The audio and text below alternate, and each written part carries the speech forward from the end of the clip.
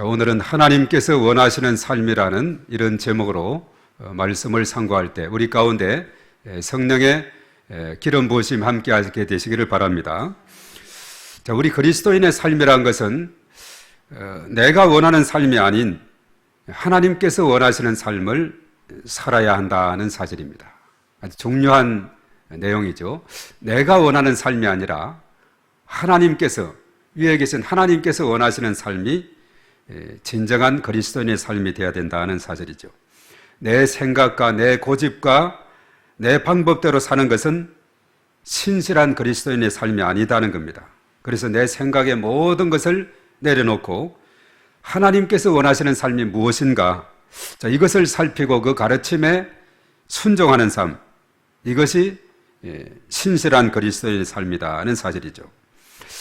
그러나 사실은 어느 시대에도 이렇게 살아가는 삶은 쉽지가 않습니다. 수많은 사람들은 하나님이 원하시는 삶 대신에 자신들이 원하는 그런 삶대로 살아가고 있는 것이 이 세상의 모습이죠. 자, 이것은 사실은 오늘 여기 나오는 그 미가 시대에도 별반 차이가 없습니다. 우리가 미가서를 읽다 보면 전체 7장으로 되어 있는데 1장 1절에 뭐라고 되어 있느냐 하면 미가가 활동했던 그 시대가 나와 있어요. 요담, 아하스, 히스기야다 이렇게 말하고 있죠. 우리가 예언서를 읽으면 이렇게 어느 시대가 분명하게 나와 있는 이런 책들이 있습니다. 물론 예언서를 우리가 이해하는 데 있어서는 그 시대적인 상황이 중요합니다. 왜냐하면 예언자들은 그 시대의 상황에서 메시지가 생산되기 때문에 그렇다는 거죠. 그 시대에 따라서 하나님께서 그 예언자에게 적절한 말씀을 주시게 됩니다. 그래서 미가는 요담, 아하스, 히스기야, 요담은 BC 742에서 735, 또 아하스는 735에서 715, 히스기야는 715에서 686년 이 시대에 이제 활동을 했죠. 그러니까 미가가 이 활동했던 그 예언의 활동 시대는 상당히 긴 세월이었다 이렇게 보게 되죠. 그 당시 이제 남유다에 비슷한 선지자가 있었는데 이사야 선지자였어요. 이사야는 BC 742에서 700년까지 활동했던 선지자로 이렇게 나와 있죠. 물론 이제 미가라든가 이사야 같은 경우에 예수님의 탄생에 대해서 동일하게 이렇게 언급되어 있어요. 미가는 5장 2절에서 베들레헴에서 예수님이 탄생할 장소를 명시했고, 또 이사야 같은 경우는 그 7장에서 이사야 7장 14절에서 동정녀 탄생에 대한 말씀과 또 이새의 줄기에서 이렇게 나올 것에 대해서, 이사야 53장은 고난받는 예수 그리스도, 그래서 그가 십자가 지심으로 우리의 모든 죄를 씻어주셨다는 이런 예수님에 대한 예언들을 아주 많이 한 그런 선지자가 이사야 또 그리고 미가였다 이렇게 보게 되는 거죠. 그런데 사실 미가서를 쭉 보면서 그의 예언이 오랫동안 이렇게 지속이 됐지만은 대체적으로 기록된, 가장 많이 기록된 그 주 내용은 요담과 아하스 시대입니다. 사실 요담 왕은 그 아버지를 따라서 하나님을 잘 믿는 정직한 사람이었지만 백성들은 여전히 부패했다. 우리 역대하 27장 2절에 보면 그렇게 나와 있어요. 그리고 아하스 시대 같은 경우는 역대하 28장 1절에서 4절에 보면 각종 우상들을 많이 섬기면서 잘못된 그런 관습에 따라서 또 아들을 바치고 맏아들을 바치고 하는 이런 것이 있는데, 이것은 오늘 특별히 6장에 나온 읽은 이 부분에서도 언급이 되어 있어요. 잘못된 그런 사상들이 있고 또 정의는 땅에 완전히 떨어져 있는 이런 상황이 바로 요담과 아하스 왕의 시대였다는 겁니다. 그래도 비교적 히스기야 왕은 믿음 좋은 왕으로 아주 정말 믿음의 왕 이렇게 잘 이름 나 있지 않습니까? 그런데 요담과 아하스 왕 시대에는 이스라엘이 극도로 이렇게 혼란하고 정의가 완전히 땅에 떨어져 있는 이런 상황이었다는 것을 우리가 보게 되죠. 그래서 미가서를 통해서 우리가 당시 상황을 살펴보면은 그들은 하나님 보시기에 거슬리는 삶을 살았다는 것을 우리가 알게 됩니다. 미가서가 전체 7장으로 되어 있다 그랬죠. 미가 전반을 통해서 보면 당시 사람들은 공의롭지 못했다 그랬어요. 미가 2장 8절에서 9절, 3장 10절, 6장 12절 쭉 보면은 이 공의롭지 못했던 그의 모습을 우리가 보게 돼요. 그리고 인자하지도 않았고 인자를 행하지도 아니했고 그리고 하나님과 겸손하게 교제를 가지지도 아니했다. 2장 1절에서 3절 이런 말씀들이 쭉 미가서 전반에 나와 있어요. 공의롭지 못했고 인자를 살아가지 못하고 그리고 하나님과 겸손히 교제하지도 못하는 이런 상황이 미가의 그런 그 서에서 기록이 되어 있습니다. 특별히 오늘 본문의 서두에 나오는 미가 6장 6절에서 8절의 이 배경은 아주 우리에게 중요한 것을 깨우쳐 주고 있습니다. 특별히 이 말씀은 1977년도 1월 20일에 지미 카터 미국 대통령이 취임식할 때 이 구절을 인용을 할 정도로 아주 유명한 구절이죠. 특별히 그 시인은 시편 50편과 69편에서 중요한 것이 뭐냐? 하나님 앞에 나아가는 것에 중요한 것이 뭐냐? 제물이 아니라 감사하는 것이다. 찬양하는 것이다. 이것을 말하고 있어요.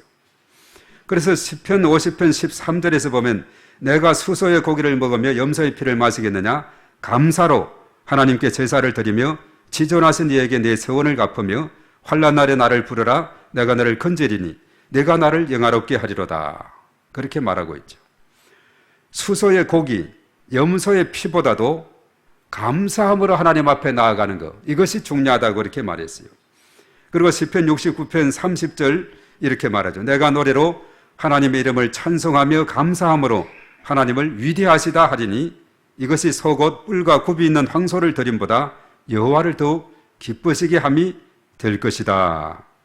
소, 곧 뿔과 굽이 있는 황소를 드리는 것보다도 바로 새 노래로 하나님 이름을 찬송하고 감사하며 나가는 것이 더 하나님을 기쁘시게 한다. 이렇게 말하고 있죠. 그래서 이 시편의 기자는 하나님께 나아가는 데 있어서는 재물보다도 더 중요한 것은 감사하는 마음이다. 이렇게 말하고 있어요. 그리고 사실 예언자들의 가르침도 별반 차이가 없습니다. 하나님께서 원하시는 것은 뭐냐 하면 재물이 아니라 사람 그 자체가 하나님의 깊은 관심이 있다는 거죠. 오늘 여기서도 이 6절, 7절 이 말씀들이 그러고 있어요. 천천의 순양이나 만만의 강물 같은 기름을 기뻐하실까? 내 허물을 위하여 내 마다들을 내 영혼의 죄로 말미암아 내 몸에 열매를 드릴까? 하나님께서는 이것보다도 더 기뻐하시고 원하시는 것이 있다는 것을 우리에게 말씀하고 있습니다. 우리가 창세기를 읽어보면은 가인과 아벨이 하나님 앞에 제물을 드려서 제사, 우리로 말해서 예배를 드린 내용이 창세기 4장 4절과 5절에 나오죠. 자, 거기서도 가만히 보면은 사람이 먼저고 아벨과 그 제물을 받으셨다 이렇게 말해요. 사람이 먼저인 걸 보게 돼. 아벨과 그 제물을 받으셨다 이렇게 말하는데 창세기 4장 4절이 이렇게 말합니다. 아벨은 자기도 양의 첫 새끼와 그 기름으로 드렸더니 여호와께서 아벨과 그 제물은 받으셨으나 아벨뿐만 아니라 그 제물을 받으셨으나 5절에 가인과 그 제물은 받지 아니하신지라 이렇게 말하고 있어요. 네. 그래서 사람이 먼저인 것을 우리가 보게 돼요. 그래서 하나님은 아벨을 기뻐 받으신 다음에야 그 이유 때문에 아벨의 제물도 기쁘시게 받으셨다는 것이고 그러나 가인을 기뻐 받지 않으시고 그 이유 때문에 가인의 제물도 받지 않으셨다. 자, 이것은 우리에게 무엇을 가르쳐 주느냐 하면 하나님 앞에 나오기 이전에 우리가 세상 속에서의 가인의 삶이 문제가 있었다. 그것이 제물을 받지 않는 원인이 되었다는 겁니다. 그래서 창세기 4장 7절에도 네가 선을 행하면 어찌 낯을 들지 못하겠느냐. 이 땅에 살아가면서 선을 행하지 않고 악을 행하면서 하나님 앞에 풍성하게 드린들 이것이 하나님이 받으시겠느냐 하는 것이죠. 그래서 하나님은 가인의 제물보다도 그 제물을 바치는 사람인 가인의 삶을 중요시했다는 겁니다. 그래서 하나님께서 원하시는 것이 뭐냐? 하나님 앞에 드리는 제물 자체가 아니라 제물을 드리는 그 사람, 그 모습, 그것을 하나님께서 중요하시 한다는 거. 아까 시편 50편 또 69편에서도 언급했죠. 그런데 당시 이스라엘 사람들은 무엇을 오해했느냐? 이 하나님에 대해서 오해를 했다는 겁니다. 자, 사람들은 하나님께 영광을 돌리기 위해서 송아지를 드리고 수많은 순양과 기름과 심지어 맏아들 자신의 몸 등을 이렇게 물질적인 것으로 하나님께 드리면 된다고 생각을 했어요. 오늘 6절에서 7절에 이렇게 나와 있죠. 그리고 사실 이사야 1장 11절에도 이렇게 말했어요. 이사야 같은 동시대 선지자라 그랬죠. 여호와께서 말씀하시되 너희의 무수한 재물이 내게 무엇이 유익하뇨? 나는 순양의 번제와 살진 짐승의 기름에 배불렀고 나는 수송아지나 어린 양이나 춘염소의 피를 기뻐하지 아니하노라 이렇게 말하고 있죠. 이사야 선지자도 그런 언급을 하고 있어요. 재물보다도 중요한 것이 있다는 겁니다. 그래서 그것만 드리면 하나님이 기뻐하실 것이다 이렇게 생각을 한 잘못된 생각들 그 당시 이스라엘 백성들에게 있었다는 겁니다. 그러나 이는 하나님을 마치 이방신을 섬기듯 섬기는 그런 행위에 불과하다는 거죠. 그래서 하나님이 자기 백성들에게 진정으로 원하시는 것이 뭐냐? 세상 속에서 하나님의 사람이 지녀야 할 올바른 삶의 태도, 세상 가운데서 어떻게 살아가느냐? 아까 말했듯이 내가 선을 행했다면 왜 낯을 들지 못했겠느냐? 악을 행한 그런 삶을 사는 것에 대한 가인에 대한 책망이 거기에 나오고 있죠. 그래서 그 사람이 어떤 사람이냐 이것이 중요한 겁니다. 우리가 하나님 앞에 기도할 때 많이 부르짖고 금식을 많이 하고 이것도 중요하겠지만은 그러나 더 중요한 것은 뭐냐면 하나님과의 관계를 가로막는 있는 그 죄악을 깨끗이 씻어버려야 하나님이 그 기도를 받으신다는 사실이죠. 그 죄가 있으면 하나님과 사람 사이에 꽉 막아서 기도가 하나님께 올라갈 수 없다고 그렇게 말했죠. 그래서 사람의 그 삶 자체가 바로 죄인된 삶이냐 또 죄를 이제 씻음받은 그런 의인의 삶이냐 이거에 따라서 그 기도가 하나님께 상달되는 여부도 결정이 된다는 겁니다. 그래서 하나님이 주목하시는 것은 뭐냐면 하나님 앞에 나오기 전까지의 삶이다. 그 사람이 어떻게 살았느냐 이것이 하나님께서 중요하게 보는 것이라는 거죠. 그래서 일상적인 삶이 선한 삶이면 하나님은 그 사람과 그의 재물을 아벨처럼 받으신다는 겁니다. 그러나 악한 삶이면 가인처럼 가인 받지 않고 그 재물도 받지 않는다 이렇게 말합니다. 자, 그렇다면 하나님께서 이스라엘 백성들에게 원하시는 삶 그것이 무엇인가? 바로 이것이 오늘 8절의 한 절 속에 잘 요약이 되어 있습니다. 제가 이 8절을 2번 읽는 바람에 본문 읽은 줄 알고 바로 특성을 아까 언급했는데 그 말씀이 너무 심취하다 보니까 우리가 항상 이 암송 구절은 본문에 있는 구절을 한 구절을 정했어요. 오늘 핵심 구절이 미가서 6장 8절인데 한 번 더 우리 한번 읽어보겠습니다. 앞에 나와 있습니다. 다 같이 시작. 사람아 주께서 선한 것이 무엇임을 내게 보이셨나니 여호와께서 내게 구하시는 것은 오직 정의를 행하며 인자를 사랑하며 겸손하게 내 하나님과 함께 행하는 것이 아니냐. 아멘. 자, 이 구절을 그대로 봅니다. 자, 여기에서 세 가지 단어를 우리가 중요하게 생각해야 돼요. 첫 번째는 정의입니다. 오직 정의를 행하며, 그리고 두 번째는 인자를 사랑한다는 이 사랑입니다. 사랑. 그리고 사실 그 다음은 겸손이에요. 겸손하게 내 하나님과 함께 행하는 것이 아니냐.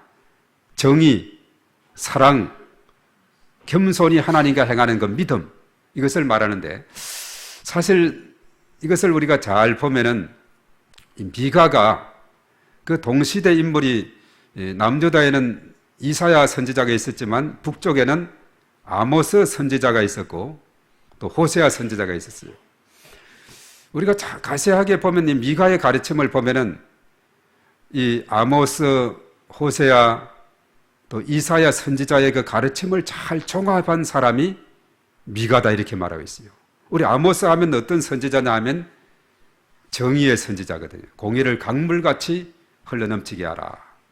공의의 강물같이. 바로 오늘 정의를 행하며 바로 아모스를 생각하게 합니다. 또 인자를 사랑하며 하나님과 이웃에 대한 사랑에 대한 그 호세아, 그 호세아의 그 가르침을 우리가 생각하게 되고 그리고 겸손하게 돼 하나님과 함께 행하는 것, 그 믿음에 굳게 서라 이렇게 믿음을 강조한 이사야의 가르침을 우리가 생각하게 하는데 자, 오늘 하나님께서 내게 구하시는 것이 뭐냐? 정의, 사랑, 겸손이라 했어요.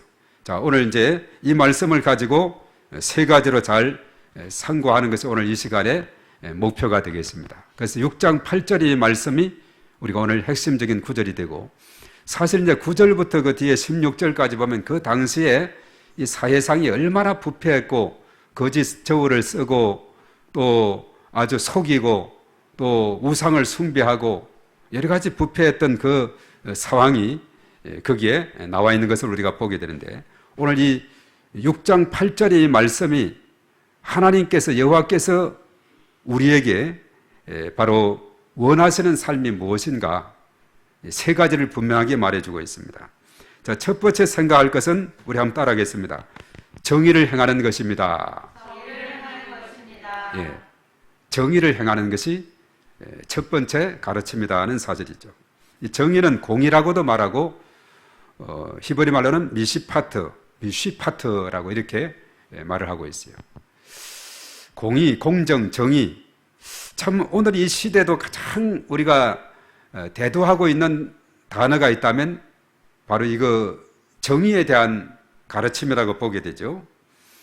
그래서 이 정의 때문에 여러 가지 많은 문제들이 발생이 되고 있고, 또 근래는 어떤 국회의원이 자기 아들이 2015년에 취직을 해서 2011년인가 올 3월 달에 퇴직을 했는데 퇴직금을 50억을 받았다는 겁니다.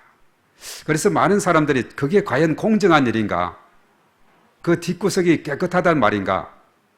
6년 정도 일하고 퇴직금을 50억을 받다니, 한 달 평균 한 250만 원에서 한 300여만 원 받았다고 했는데 퇴직금으로는 50억을 받았다 해가지고 다 많은 사람들이 의아해해서, 그래서 결과적으로 그 아버지가 국회의원을 사퇴를 하겠다고 이렇게 선언까지 한 그런 상황에 있고, 그런데 그 뒤를 자세하게 보면은 어떤 사람은 뭐 퇴직금이 뭐 100억도 되는 사람도 있다는 등 뭐 하여튼 여러 가지 많은 이야기들이 오가고 있어요. 그리고 또 고도를 높여줘서 1,300억의 이득을 또 그 회사에 주었다는 그런 뭐 이야기도 있고, 그래서 아주 땅을 저렴하게 일반 사람들의 땅을 이것을 매입을 해서 이것을 잘 이렇게 아파트도 짓고 해가지고 엄청난 그 수입을 얻게 된 거죠. 그래서 화천대유, 하늘에서 막 큰 부자, 돈이 떨어진다 하는 그런 뭐 어떤 이름을 가졌다 하는데, 거기에서 그래서 이것이 오늘날 아주 큰 이슈가 되고 있습니다. 과연 그것이 어떻게 진행이 됐는가 좀 제대로 한번 파서 봐야 되겠다. 싸게 땅을 넘겼던 그 주민들은 또 열불이 나기도 하고, 또 그것을 통해서 이득을 챙긴 사람들 어떻게 그 구조로 된 거냐, 이것을 그냥, 그래서 이제 검찰에서 또 조사가 진행이 되고 있고 한 가운데 있는데, 그래서 이 공정이라는 문제가 오늘 이 시대에 분노하게 만드는 겁니다. 50억이라는 것은 어쩌면 한 사람이 평생 만져볼 수도 없는 돈인데 어떻게 6년에서 그것을 퇴직금으로 받게 됐느냐, 뭐 이런 것이 이슈가 돼가지고 지금 한창 진행이 되는데, 이것이 바로 다 공의, 공정에 대한 그런 문제로서 나온 일이라는 거죠. 이 정의라는 이 뜻은 미시파트, 공동체 안에서 각자에게 주어진 책임을 다하면 물론 각자의 권리를 보장해 주는 것이다, 이렇게 말하고 있어요. 이제 영상으로 돌아오면 되겠어요. 그래서 정의의 척도는 뭐냐? 약자의 권리를 보호하는 것이 돼야 된다. 그래서 이 공의에서 중요한 것은 약한 자의 권리를 보호해야 돼. 그런 것을 착취하면서 몇몇 사람들이 그것을 돈잔치하는 이런 것으로 되게 된다면 이것은 문제가 있다는 거죠. 오늘 이 본문의 말씀 이어지는 것도 그래요. 저울추를 속이긴다든가 또 예발을 감추고 속이고 거짓 거래를 하고 그리고 거짓 재판을 하고, 이런 것은 약자의 권리를 보호하는 것이 아니라 약자를 짓밟고 몇몇 소수의 사람들이 그 특권을 누리는 것이 되는 거죠. 오늘 이 시대는 이것이 용납이 되지 않는 겁니다. 우리 사회에서는 이만큼 우리가 민주화가 되고 성숙이 됐기 때문에 이런 문제들은 제대로 파헤쳐서 문제가 뭔가, 뭐가 잘못이 있는가, 이것을 파헤치고자 하는 그런 외침이 있는 것을 보게 되죠.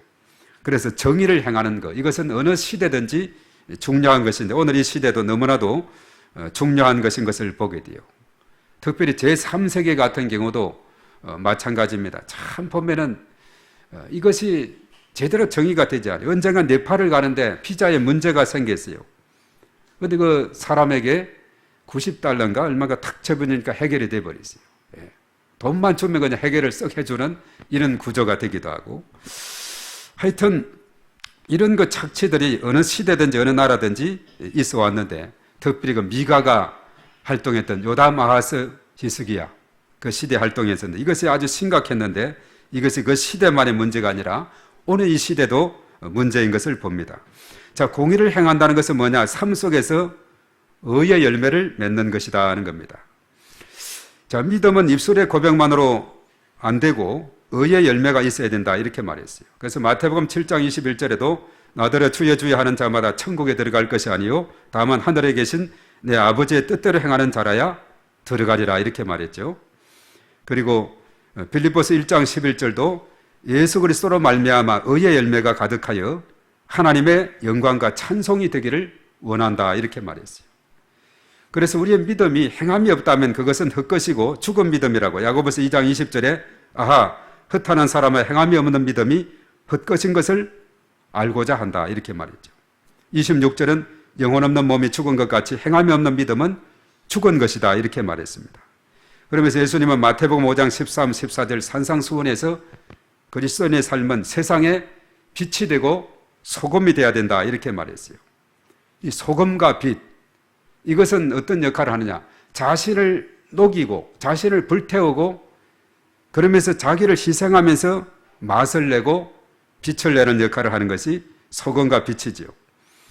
바로 이 정의의 삶이란 것이 바로 자기가 점점 손해보면서 다른 사람에게 영향을 끼치는 것을 말합니다. 그래서 정의는 타인을 대할 때 공정하게 대하는 것이다. 지나치게 자기 이기심으로 이렇게 하게 되다 보면 여러 가지 많은 착취와 불공정과 부정재판과 또 뇌물과 부패가 있게 되지만은 그런 정의를 행하는 것은 타인을 대할 때 공정하게 대하는 것, 이것을 말해서 정의다 하는데 이것은 어느 시대든지 중요하고 그래서 카트 대통령도 사실 취임할 때 이 구절을 인용하면서 이 나라를 다스릴 때 이런 관점에서 이 나라를 다스리겠다. 특별히 카트 대통령은 주일학교 교사를 했는데 아주 백발이 되기까지 그것을 쉬지 않았다 그랬죠. 아주 그냥 계속 그 사명을 감당하면서 귀하게 활동했던 분인데 아주 귀한 말씀을 내세웠습니다. 첫 번째는 이 정의고 두 번째는 뭐냐 하면 인자를 사랑하는 것이다 이렇게 했는데 인자는 어질인 사랑할 자, 헤세드다 이렇게 말하는데 인애, 긍휼, 자비, 불쌍히 여김, 은혜, 후대, 선대 등을 의미하는 뜻입니다. 그래서 헤세드, 충성스러운 사람, 타인의 필요를 충족시키기 위해서 진심으로 행하는 사람, 바로 헤세드의 마음을 가지고 하는 사람이죠. 그래서 가정에서 남편과 아내, 아버지와 아들, 친척 사이, 친구 사이, 손님과 주인 사이, 윗사람과 아랫사람 사이에서 서로에게 지켜야 할 바를 잘 지키는 것, 이것을 바로 헤세드다 이렇게 말하고 있어요. 그래서 거기에 나타나는 인간적인 도리는 뭐냐? 하나님에 대한 신자의 도리를 다하고 인간관계 속에서의 그리고 이웃에 대한 도리를 다하는, 그래서 하나님 사랑과 이웃 사랑, 이것이 율법의 핵심이지 않습니까? 이것을 잘 실천해 나가는 삶, 인자를 사랑하는 삶이다라고 말하고 있습니다. 그래서 인자를 사랑한다는 것은 다른 사람을 사랑하고 잘 섬기는 것을 의미하고 있다는 사실이죠. 그래서 정의 그리고 인자를 사랑하는 것, 사랑, 아주 중요한 그런 요소입니다. 그리고 마지막으로는 뭐냐면 겸손하게 하나님과 함께 행하는 것이다 이렇게 말했는데, 자, 하나님과 더불어서 겸손히 행하는 것, 참 이거 중요합니다. 교만하지 않고 낮은 마음을 품고 하나님과 교제하는 것을 말합니다. 이 겸손이라는 말은 히브리 말로 차나라는 그 히브리 말 동사에서 번역이 된 겁니다. 차나, 겸손하게. 구약 성경에서는 여기야만 사용이 됐다 그래요. 이것은 낮은 마음으로 행하는 것을 의미하고 있습니다. 겸손히 행하는 것은 하나님의 뜻이 무엇인지 신중하게 분별해서 행하는 것을 말하고 있다는 거죠. 하나님 앞에서 자기를 낮추고 하나님의 뜻을 잘 헤아리며 살아가는 그런 삶을 말하고 있는데, 그래서 겸손히 하나님과 함께 행하는 것이다. 이 행한다는 것은 바로 할라크라 이럽니다. 할라크. 영어로 말해서 걷는다는 뜻이죠. 하나님과 함께 걷는다. 함께 할라크 한다는 것입니다. 그래서 유대교 윤리를 대표하는 할라카에서 유래가 됐는데, 바로 할라크, 하나님과 함께 고한다, 걷는다는 그런 의미를 지니고 있어요. 그래서 여주 동행, 하나님과 함께, 하나님과 늘, 주님과 늘 따르면서 동행하는 그런 삶을 말하고 있는 거죠. 할라크, 함께 동행하는 것, 이것이 중요하다는 거죠. 그래서 삶 전체가 하나님과 관련되어 있다는 것을 의식하면서 늘 하나님과 겸손히 동행하며 그 믿음으로 살아가는 삶을 말하고 있다는 겁니다. 우리가 성경에서 볼 때 에녹은 어떤 사람이었어요? 하나님과 동행했다 그랬습니다. 에녹, 하나님과 할라크했다, 동행했다는 겁니다. 창세기 5장 24절에 에녹은 하나님과 동행하더니 하나님이 그를 데려가심으로 세상에 있지 아니하더라, 이렇게 말했어요. 우리가 사실 꿈의 사람이라 할 수 있는 요셉, 하나님과 함께하는 삶을 살았어요. 창세기 39장 2절에서 3절에 보면 여호와께서 요셉과 함께 하심으로 그가 형통한 자가 되어 그 주인 애굽 사람의 집에 있으니 그 주인이 여호와께서 그와 함께 하심을 보며 또 하나님께서 그의 범사에 형통하게 하심을 보았더라, 이렇게 말하고 있죠. 하나님과 함께하는 삶은 요셉처럼 이렇게 형통한 삶이 된다는 것입니다. 그래서 하나님은 단지 의식적인 방식, 어떤 종교적인 의식, 이것을 통해서만이 아니라 하나님과 깊은 영적인 교제를 나누시기를 원하신다는 겁니다. 하나님께서는 내적으로 우리와 깊은 교제를 맺기를 원하신다는 것을 말해주고 있어요. 우리가 자발적으로 원해서 순종하고 억지로 진미되어서 행하지 않기를 원하고 계신다는 거죠. 그들에게 유익한 좋은 관계를 유지하기 위해서는 세 가지가 포함이 돼야 되는데, 그것이 바로 오늘 말한 대로 바로 정의, 사랑, 겸손이라는 겁니다. 이러한 요소가 있을 때 하나님과 좋은 관계를 가지고 우리가 함께 여주 동행할 수가 있다는 것을 말해주고 있습니다. 그래서 조금 전에 언급했듯이 요담 아하스 히스기야 시대에 미가가 활동했는데, 남유다는 이사야, 북이스라엘 선지자로는 바로 호세야, 아모스, 이런 선지자들이 활동을 했는데, 그들의 가르침을 미가는 다 꿰뚫고 있는 것을 보게 되죠. 그래서 미가를 통해서 여호와께서 요구하는 것은 정의를 실천하라, 인자를 사랑하라, 겸손하게 하나님과 동행하라 했는데, 정의를 요구한 아모스, 하나님과 타인을 사랑하라는 호세야, 그리고 하나님과 겸손히 걷는 신앙을 호소한 이사야의 가르침을 미가는 종합하고 있다, 이렇게 말할 수 있습니다. 미가는 아무리 화려한 희생물이 있다 할지라도 예수 그리스도를 닮은 온전한 삶의 태도가 없다면 그 희생물은 아무런 의미가 없다는 것을 우리에게 깨우쳐주고 있어요. 왜냐하면 하나님은 우리가 드리는 제물이 아니라 우리의 삶에 관심을 갖고 계시기 때문입니다. 그래서 하나님은 종교적인 의식이 아니라 우리의 삶 자체에 관심을 가지고 있어요. 그래서 미가는 외형적인 종교 형식보다는 신앙의 실천을, 마치 야고보처럼 실천을 강조하고 있습니다. 예배 참석도 중요하지만 그 참석 자체보다도 예배자로서 이 삶에서, 이 땅에서 살아가는, 현장에서 살아가는 삶을 아주 중요시하고 있다는 것을 우리에게 말해주고 있습니다. 자, 예배에서 은혜 받은 대로 우리가 살아갈 것을 우리에게 강조하고 있습니다. 그래서 참된 예배는 뭐냐? 우리 한번 따라하겠습니다. 참된 예배는 예배를 드리면서 은혜 받은 대로 사는 것입니다. 네. 그래서 미가 선지자를 통해서 우리에게 참 중요한 것을 깨우쳐 주는데, 예배 자리, 이 자리만 지키면 이것이 다다, 이것이 아니라, 이것도 너무나 중요한 일이에요. 주일 성수하라고 했으니까.